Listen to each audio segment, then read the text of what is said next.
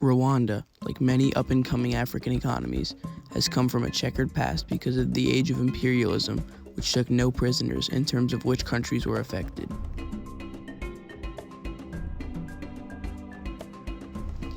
Its name reminds many of the brutal genocide that took place less than 30 years ago. It is showing great promise in many industries that have really taken off in the 21st century. Why invest? Africa as a whole shows tons of promise in many regions that have already been scouted by other major economies, such as China. But one nation that has shown rapid and impressive improvement from its war-torn state just a couple of decades ago is showing to be a top contender for a top producer in high-demand minerals for modern technology.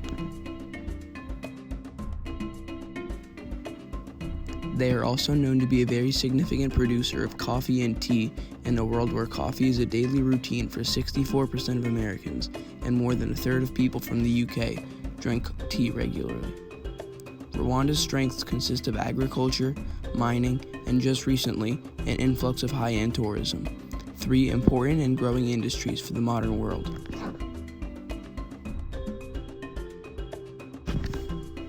The top minerals produced from mining in Rwanda have shown to be tin ore, tungsten, tantalum, and gold. Tin, which is extracted from the ore to be used to create many alloys and is combined frequently with copper, which is known as the most important mineral for modern life's electronics. Tantalum and tungsten, which are used for everyday products like light bulbs, are also in extremely high demand because of their use for high-power resistors capable of helping powerful machines like trains safely convert kinetic energy.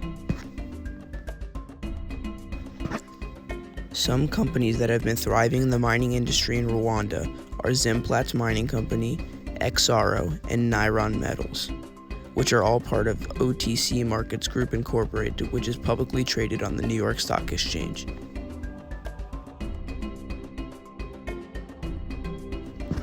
In terms of coffee and tea, Rwanda's local farmers are found all over the world every day because of the huge global coffee brands like Starbucks, Tim Hortons, and Costa Coffee that offer many different products named after and made from important Rwandan coffee beans.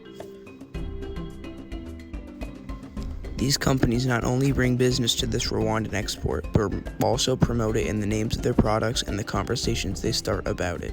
Finally, the Rwandan tourism industry, which to the rest of the world seems to just spring out of the ground overnight with tons of high-end vacation options that promote their ability to offer an authentic African experience while also bringing you luxury services and life-changing nature experiences.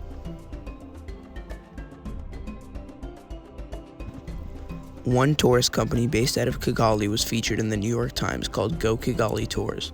This is an example of how Rwandan tourism is getting so much attraction due to these major news sources opening the public eyes to what Rwanda offers. The Bloomberg also wrote an article called How Rwanda Became the Likeliest Tourism Destination in Africa, which talked about the sudden rise in tourism and named a place called Bisate Lodge.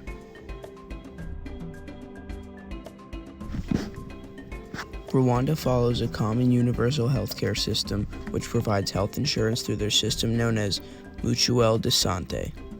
The system is a community-funded health insurance model where people of a particular area pay premiums into a local health fund and can draw from it whenever in need of medical care. The national debt appears to be very significant following the country's hardships in the 90s and early 2000s. But it is projected to be a solvable issue in the country's development. The education system has been structured on a good basic principle, such as mandatory public education that is free for the people of Rwanda, for a standard of 12 years and an average of 4 years for those who attend a university or higher education.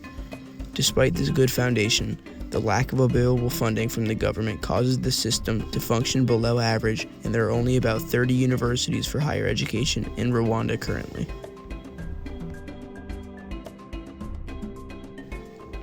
To rank Rwanda in terms of geography, it should be considered in the top 10% of African countries, because even though it is not riddled with diamonds and gems like many neighboring countries, it is stocked with high-demand minerals which will power the technology of the modern world and future societies, and the constant growth in revenue from the reliable coffee industry.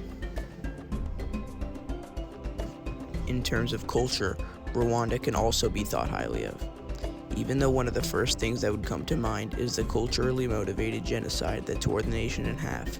The people of Rwanda have accepted and learned better than anyone how to put the past behind them and now peacefully coexist with one another, despite the culture they used to identify with, or still do. Finally, European influence and development. Rwanda is definitely not yet the most modernized nation in Africa, so it could be placed around the 50th percentile in this category. But with the current direction the nation is traveling, it should be working its way up soon. Overall, the country of Rwanda shows great promise and is very much worthy of the spotlight of the United States, and it remains very important to maintain strong foreign relations with them.